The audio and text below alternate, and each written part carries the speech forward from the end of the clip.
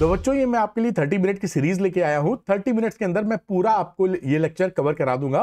बिना देर के मैं स्टार्ट कर रहा हूं। वीडियो पसंद आए तो लाइक कीजिएगा और अरविंद एकेडमी चैनल को सब्सक्राइब कर लीजिएगा। चलिए शुरू करते हैं। तो ये electric charges in fields in 30 minutes, all concept covered.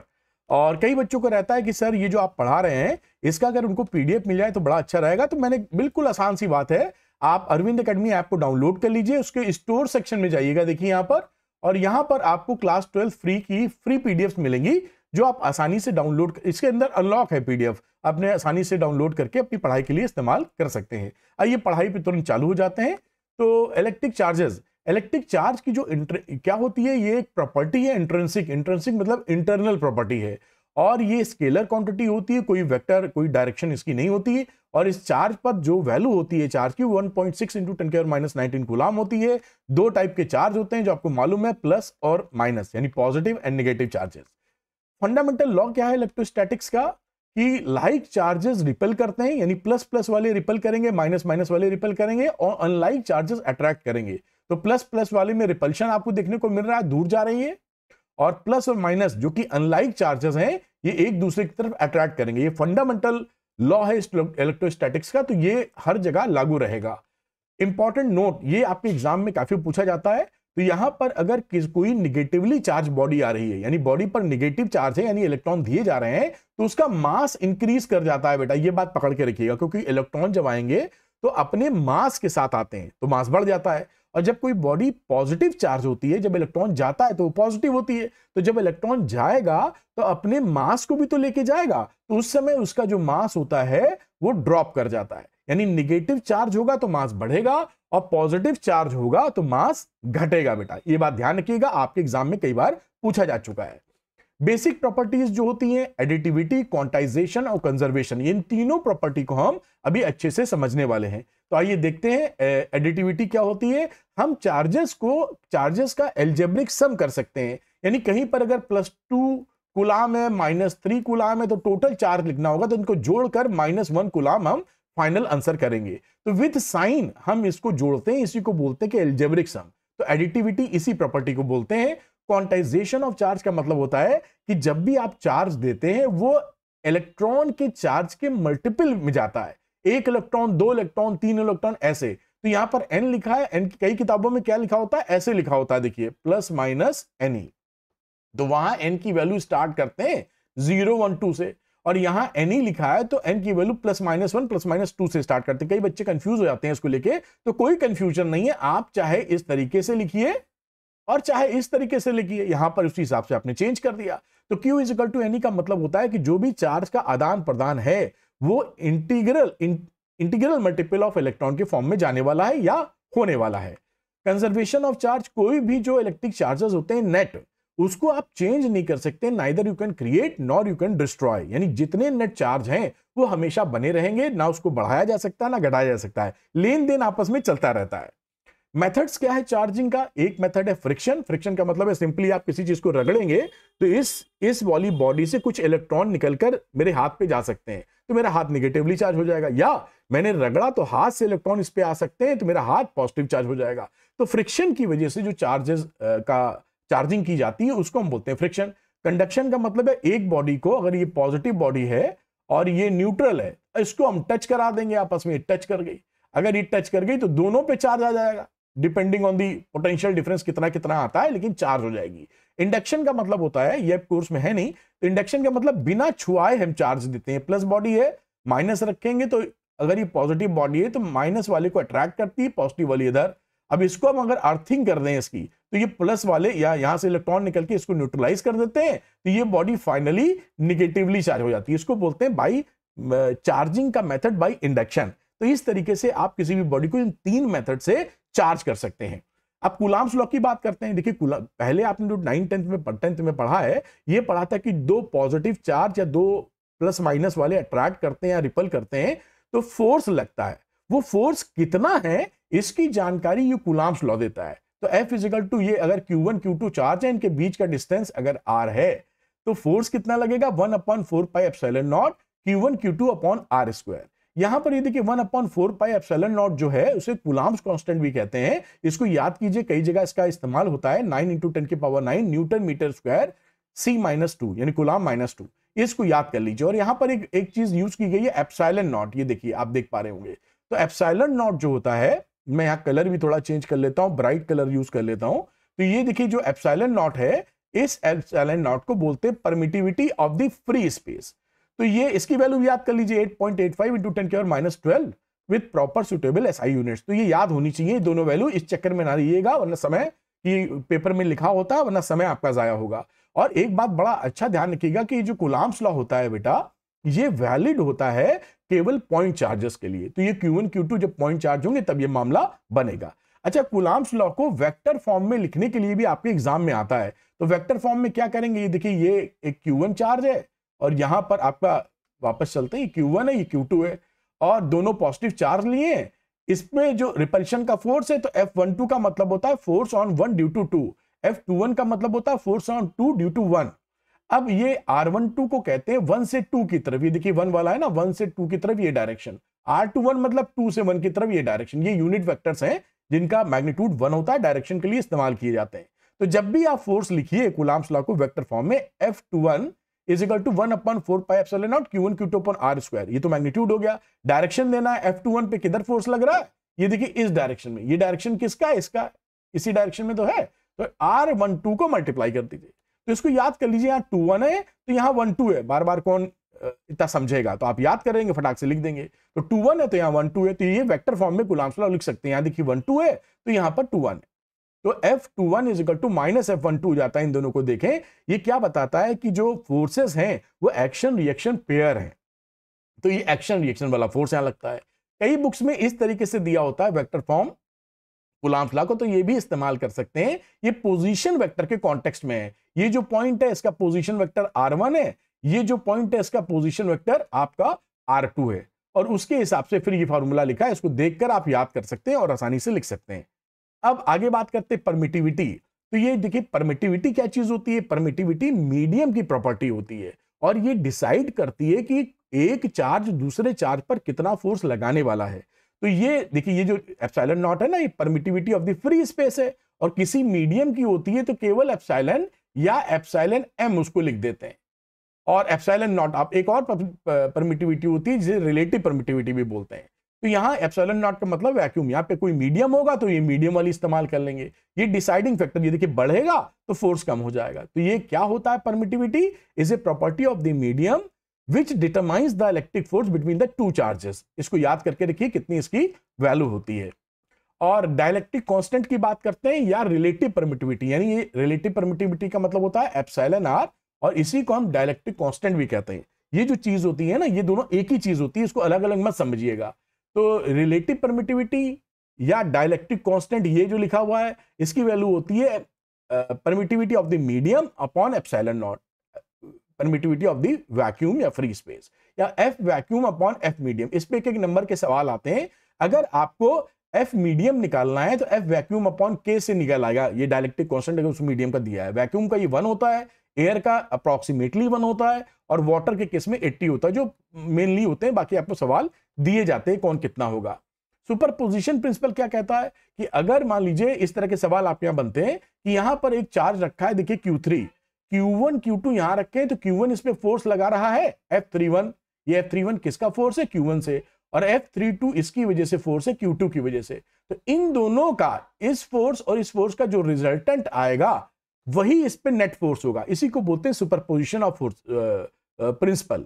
यानी जो भी फोर्सेस लग रहे हैं उनका vector sum is known as a final result. यही सुपरपोजिशन प्रिंसिपल है। इसमें 4 है, तो इन तीनों से लगने वाला जो फोर्स होगा उसका नेट निकाल लीजिएगा इस तरीके से। तो ये सुपरपोजिशन प्रिंसिपल हो जाता है। इलेक्ट्रिक फील्ड क्या होती है, देखिए कोई भी सोर्स चार्ज है किसी पॉइंट P पर, अगर उससे r डिस्टेंस पे भी हम देखेंगे, इलेक्ट्रिक फील्ड को हम कहते हैं फोर्स पर यूनिट चार्ज। ये इलेक्ट्रिक फील्ड हो गई, और इसको प्रिसाइजली इस फॉर्मूले से लिखते हैं, limit Q0 tending to 0 F upon Q0। Electric field एक वेक्टर क्वांटिटी होती है, ये उसी डायरेक्शन में होती है जिस डायरेक्शन में पॉजिटिव चार्ज रखने पर फोर्स एक्सपीरियंस। ये पॉजिटिव चार्ज है, टेस्ट चार्ज है, पॉजिटिव चार्ज है, और जिस डायरेक्शन में फोर्स एक्सपीरियंस करता है उसी चार्ज, उसी डायरेक्शन में इलेक्ट्रिक फील्ड होती है। Direction of force F on positive charge, force जो पॉजिटिव चार्ज पे लगेगा वही डायरेक्शन ऑफ इलेक्ट्रिक फील्ड हो जाएगी। Electric field due two point charge क्या होती है? ये कोई सोर्स चार्ज है, इससे r दूरी पर कोई भी पॉइंट है, यहां इलेक्ट्रिक फील्ड क्या होगी? E is equal to 1/4πε0 q/r²। This is the value of the electric field. Q है ये सोर्स चार्ज का जो लगा बना रहा है इलेक्ट्रिक फील्ड, और कहां पर बन रही है? इतनी बन रही है। यहां पर एक बात इंपॉर्टेंट है कि जो इलेक्ट्रिक फील्ड है वो 1/r² के प्रोपोर्शनल होती है पॉइंट चार्ज के लिए। डायपोल से कंपैरिजन पूछा जाता है, इसलिए ये पता होना चाहिए। तो पॉइंट चार्ज के लिए E is proportional to 1/r²। Electric line of force, ये जो इलेक्ट्रिक लाइन ऑफ फोर्स होती है इमेजिनरी कॉन्सेप्ट है, माइकल फैराडे ने दिया था। और ये क्या बताता है कि अगर हम स्मॉल पॉजिटिव चार्ज को छोड़ दें तो ये इस लाइन पर इस तरफ मूव करने की कोशिश करता है। दूसरी बेहतर डेफिनेशन क्या होती है कि अगर किसी भी इलेक्ट्रिक फील्ड पर हम किसी पॉइंट पर ये जानना चाहें कि इलेक्ट्रिक फील्ड की डायरेक्शन क्या है, तो उस पॉइंट पर हम टेंजेंट खींच देते हैं और ये इस पॉइंट पर इलेक्ट्रिक फील्ड की डायरेक्शन हो जाती है। तो ये याली डेफिनेशन जो सेकंड वाली है ज्यादा बेहतर है। इसको याद रखिए कि tangent at any point on the line gives the direction of electric field at that point. ध्यान रखिएगा, ये एक इमेजिनरी कर्व होता है, असल में नहीं होता है। इसकी कुछ प्रॉपर्टीज होती हैं। कॉन्टिन्यूअस स्मूथ कर्व है, ये ब्रेक हो के नहीं बनाते, स्मूथ कर्व होती हैं, स्टार्ट करती हैं पॉजिटिव चार्ज से और एंड करती हैं नेगेटिव चार्ज पर। तो हमेशा प्लस से स्टार्ट होंगी, ओरिजिनेट होंगी, इनिशिएट होंगी और माइनस पे टर्मिनेट होंगी। क्लोज लूप फॉर्म नहीं करती। ये ऐसा नहीं कि घूम के वापस ऐसे आ जाए, ये नहीं हो सकता है इलेक्ट्रिक फील्ड में। Tangent at A point direction, किसी पॉइंट पर टेंजेंट खींचोगे तो डायरेक्शन ऑफ इलेक्ट्रिक फील्ड आ जाएगा। इंटरसेक्शन लाइंस का इंटरसेक्शन नहीं होता, आपस में कट्टम काट नहीं करती। Always perpendicular to charge conductor, कोई भी चार्ज कंडक्टर होगा इससे परपेंडिकुलर डायरेक्शन में इलेक्ट्रिक फील्ड लाइन निकलती हैं। कॉन्ट्रैक्ट्स करती है लेंथ वाइज, यानी जो अगर ये पॉजिटिव है और ये नेगेटिव है तो ये अगर ऐसे इलेक्ट्रिक फील्ड बनाया है तो ये कॉन्ट्रैक्ट करेंगी तो क्या हो जाएगा? अट्रैक्शन, यानी जो प्रॉपर्टी होती है अट्रैक्शन की इस वजह से समझाई जाती है। एक्सपैंड लेटरली का मतलब होता है अगर दोनों पॉजिटिव चार्ज आप रख लो यहां पर, तो इस तरह से इलेक्ट्रिक फील्ड लाइंस बनती हैं और ये लेटरली आपस में एक्सपैंड करती हैं, तो ये दोनों रिपल्शन में चले जाएंगे, ये इसका मतलब है। ये सवाल बड़ा पूछा जाता है कि कोई कंडक्टर है तो इलेक्ट्रिक फील्ड लाइंस आ रही हैं, तो देखिए कौन सी इसमें से सही होंगी? तो हम हमेशा इलेक्ट्रिक फील्ड लाइंस परपेंडिकुलरली इसके अंदर आती हैं। अंदर इलेक्ट्रिक फील्ड कंडक्टर के 0 होता है, फिर इलेक्ट्रिक फील्ड लाइन निकलती हैं। तो electric field inside the conductor is always 0, ये हमेशा ध्यान रखिएगा। कंडक्टर के अंदर इलेक्ट्रिक फील्ड लाइन नहीं बनाइएगा वरना गलत हो जाएगा। अच्छा, electric field lines for different charge conductors, कुछ कंडक्टर्स मैंने बनाए हैं जहां पर इलेक्ट्रिक फील्ड लाइंस आप देख सकते हैं। तो ये पॉजिटिव जो प्लस है चार्ज, उससे ये पॉइंट चार्ज रेडियली आउटवर्ड है, ये रेडियली इनवर्ड है नेगेटिव के लिए। ये दोनों प्लस माइनस से डायपोल लिख सकते हो, ये अक्सर पूछा भी जाता है। तो अगर डायपोल की हम बात करें तो डायपोल में इलेक्ट्रिक फील्ड लाइंस इस तरीके से बनानी है, इसकी प्रैक्टिस कर लीजिएगा। और दोनों पॉजिटिव है, equal and opposite, equal and same charges, तो इस तरह से इलेक्ट्रिक फील्ड लाइन बनाएंगे। बीच में न्यूट्रल पॉइंट मिलेगा जहां इलेक्ट्रिक फील्ड 0 होता है।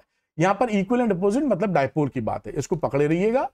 Electric field lines of a plane conductor, जो प्लेन कंडक्टर होता है इलेक्ट्रिक फील्ड, अगर चार्ज प्लेन कंडक्टर है तो इलेक्ट्रिक फील्ड लाइंस उसके पैरेलली निकल जाती हैं, यूनिफॉर्म इलेक्ट्रिक फील्ड बनाती हैं। क्या बनाती हैं? Uniform electric field.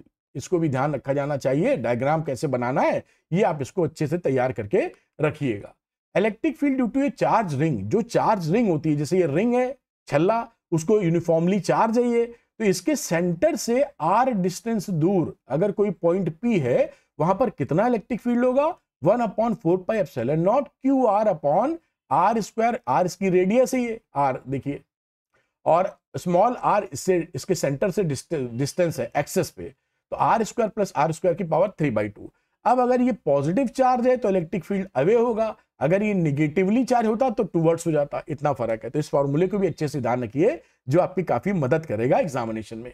Electric dipole की हम लोग बात करते हैं, तो डायपोल क्या होता है? एक अरेंजमेंट है equal and opposite charges separated by small distance. तो ये +q, ये -q और बीच में 2l हम डिस्टेंस कर देते हैं, जो कि काफी छोटा होता है।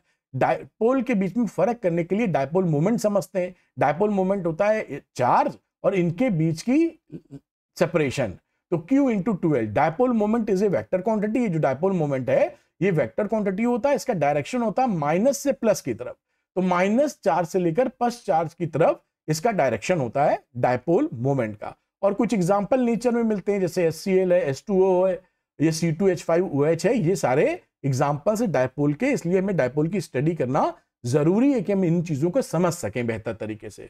डायपोल फील्ड, जो डायपोल अब फील्ड क्रिएट करता है उसे बोलते हैं डायपोल फील्ड। अब क्या होता है कि एक एग्जांपल आपके एग्जाम में पूछा जाता है कि ऐसा कोई सिस्टम बताइए जिसका नेट चार्ज 0 फिर भी वो इलेक्ट्रिक फील्ड बनाए, तो उसका एग्जांपल यही डायपोल है बेटा, जिसका नेट चार्ज तो 0 होता है लेकिन फिर भी वो इलेक्ट्रिक फील्ड बनाता है, क्योंकि net charge 0 plus Q minus Q. लेकिन यहां पे पी पॉइंट पे इलेक्ट्रिक फील्ड की बात करेंगे तो माइनस क्यू पास है, प्लस क्यू दूर है, तो दोनों एक दूसरे को इलेक्ट्रिक फील्ड को कैंसिल नहीं कर पाएंगे। जो डायपोल का इलेक्ट्रिक फील्ड होता है ये बड़ा इंपॉर्टेंट है, 1/r³ के प्रोपोर्शनल होता है, जबकि जो पॉइंट चार्ज का होता है 1/r² के प्रोपोर्शनल होता है। तो दोनों में फर्क है, ये बात ध्यान रखिएगा। ये अक्सर आपसे पूछते हैं, डायपोल के लिए 1/r³ और पॉइंट चार्ज के लिए 1/r², इसमें गलती नहीं होनी चाहिए। Electric field at N axial point of A dipole, जो एक्सियल पॉइंट होता है इसी के एक्सेस के दौरान, मान लीजिए इसके सेंटर से पी पॉइंट पर r डिस्टेंस दूर कोई पॉइंट है, तो यहां पर कितना इलेक्ट्रिक फील्ड बनता है एक्सियल पे, 1/4πε0 2p/r³।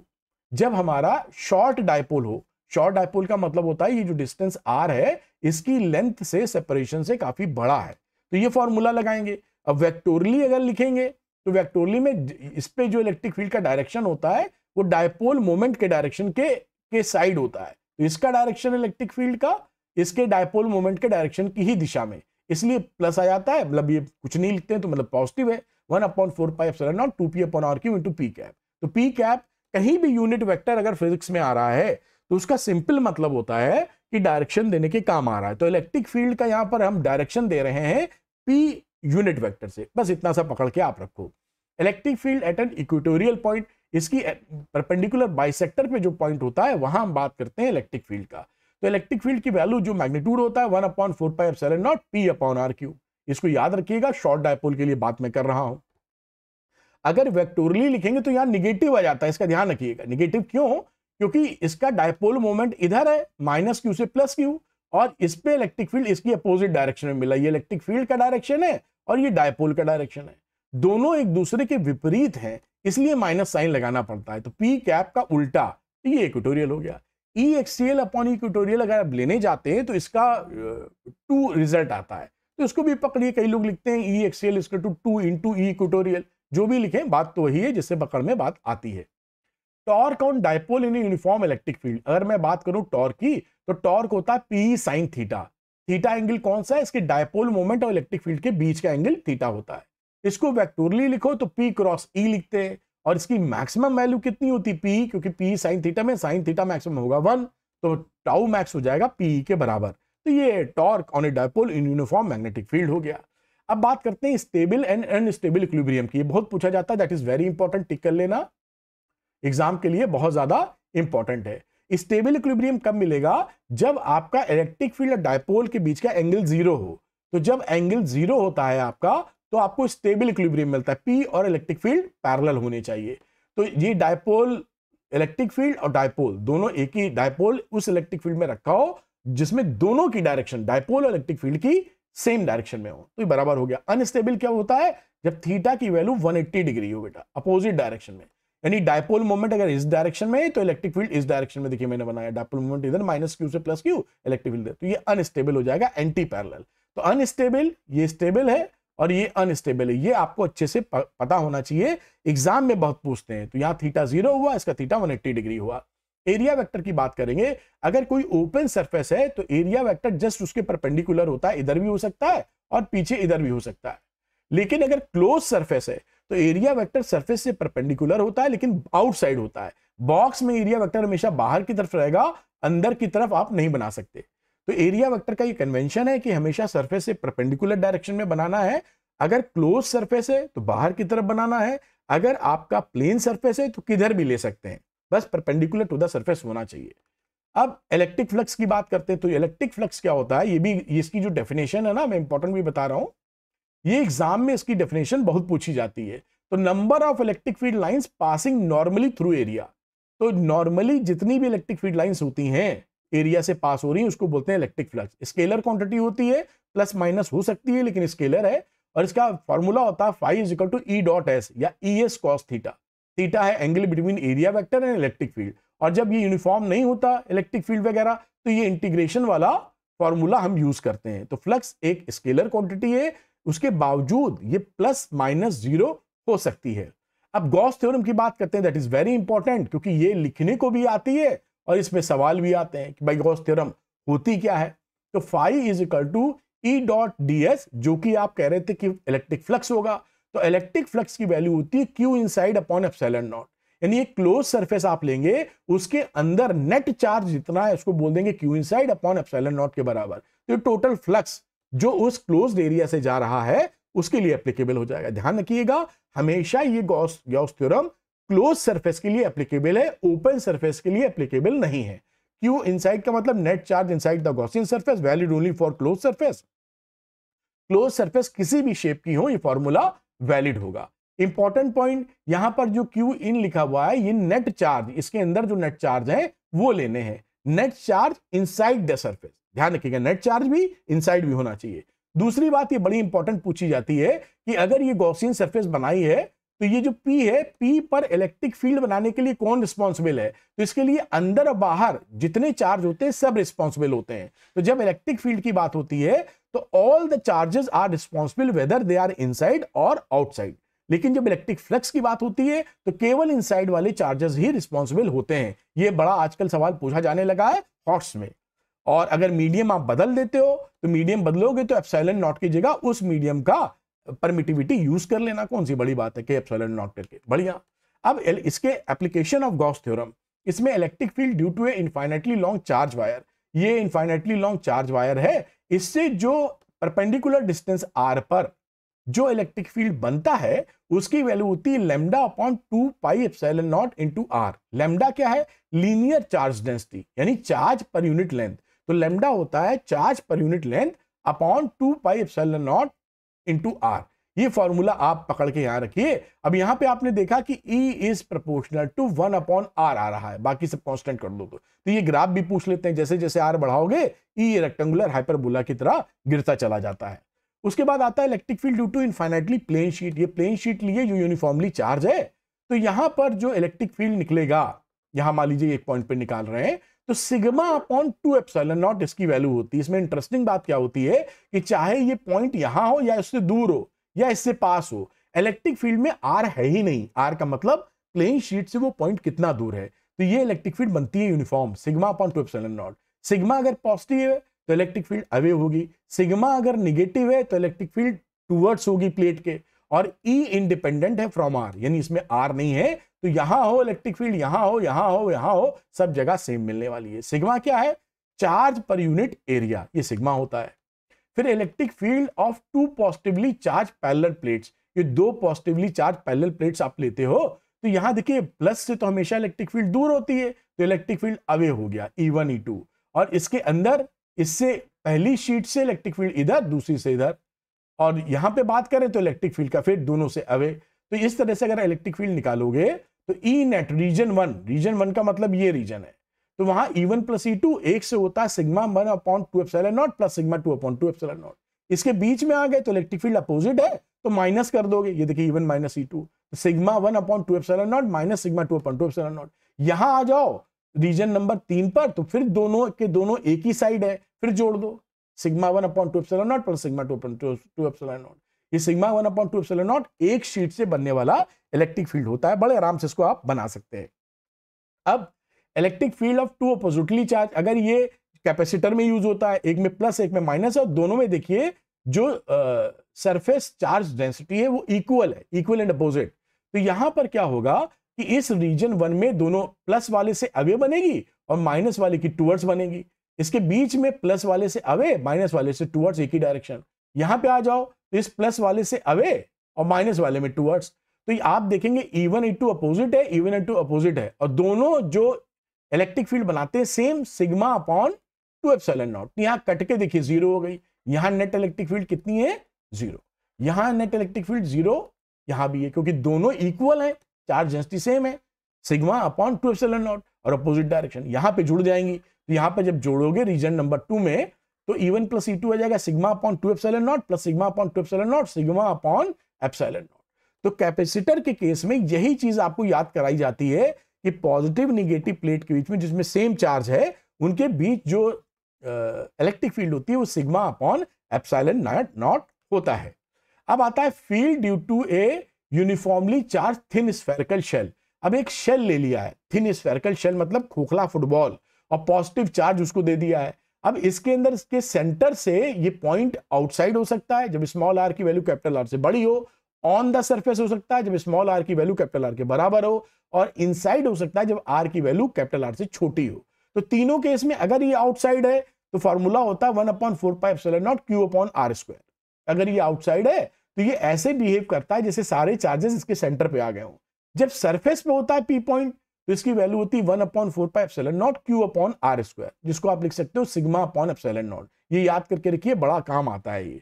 तो 1/4πε0 Q/r², स्मॉल आर की जगह कैपिटल आर आ गया। और इंटरेस्टिंग बात क्या है, जब इनसाइड आ जाते हो स्फेरिकल शेल के अंदर तो इलेक्ट्रिक फील्ड 0 होता है। तो ध्यान रखिएगा, स्फेरिकल शेल के अंदर इलेक्ट्रिक फील्ड 0 होगा। इसका ये जो ग्राफ है ये भी काफी ज्यादा इंपॉर्टेंट है, इस ग्राफ को भी आप पकड़ के रखिए। यहां पर देखिए वैल्यू ये ऑन द सरफेस है, इनसाइड की बात कर रहे हैं तो इलेक्ट्रिक फील्ड 0 मिल रहा है आपको, और यहां ऑन द सरफेस है, इसके बाहर जा रहे हैं तो E is proportional to Q/r²। यहां पर आउटसाइड में ये Q/r, जो Q मतलब जो चार्ज आपने दिया है। इस तरीके से पूरी बात मैंने आपको देखिए बता दी, पूरा चैप्टर रिवाइज हो गया आपका। अब छोटी सी इंफॉर्मेशन देता हूं जो आपके बड़े काम आ सकती है। कई बच्चों को ये रहता है कि पिछले 10 साल के PYQs, NCERT और डेरिवेशन अलग अलग होते हैं, एक जगह नहीं मिल पाते। तो मैंने इनके वीडियोस बनाकर एक जगह कर दिए हैं। 10 साल के PYQs, NCERT एग्जाम्पल एक्सरसाइज और डेरिवेशन एक ही जगह ऑल इन वन कोर्स में। तो अगर आपको इसकी जरूरत है, हेल्प चाहिए, तो ऑल इन वन से ले सकते हैं। दूसरा कोर्स है कॉम्पिटेंसी क्वेश्चन पैक। ये assertion reasoning case study MCQ है, और NCERT एग्जाम्पलर के भी क्वेश्चन मैंने MCQ इसके अंदर डाल रखे हैं। आपके स्कूलों में असर्शन रीजनिंग और केस स्टडी की प्रैक्टिस ना के बराबर होती है, और एग्जाम में आता है 24 मार्क्स का आता है कॉम्पिटेंसी बेस्ड। तो इससे लेकर आप इसकी अच्छी प्रैक्टिस कर सकते हो। कई बच्चों को रिवीजन चाहिए होता है कि रिवीजन फास्ट फटाफट कर ले, तो उनके लिए सुपर नोट्स हैं, ये थ्योरी नोट्स PDF फॉर्म में, प्रिंटेबल फॉर्म में ले सकते हो, हैंड रिटन। डेरिवेशन मिल जाएंगे प्रिंटेबल फॉर्म में, हैंड रिटन। फॉर्मूला शीट है हैंड रिटन प्रिंटेबल वर्जन, और NCERT के एक्सरसाइज एग्जांपल के वीडियो है। और कोई ये चाहता है कि ये तीनों चीज मुझे लेनी क्योंकि एग्जाम में तो सब आनी है, तो उसके लिए हमारे पास द्रोणा है। द्रोणा के अंदर ये देखिए, द्रोणा के अंदर आपको ये तीनों कोर्स मिल जाते हैं, प्लस पूरे और भी चीजें हैं, पूरे लेक्चर्स के वीडियो भी मिल जाते हैं जो आप आसानी से पढ़ाई कर सकते हैं। तो अगर कोई बच्चा द्रोणा लेना चाहता है तो उसको क्या करना है, यहां पर अरविंद एकेडमी ऐप को डाउनलोड कर लेना है, लिंक डिस्क्रिप्शन में मिलेगा। स्टोर सेक्शन में जाना है, यहां पर द्रोणा दिखेगा, वहां पर इस द्रोणा को लेकर अपनी पढ़ाई को आगे बढ़ा सकता है।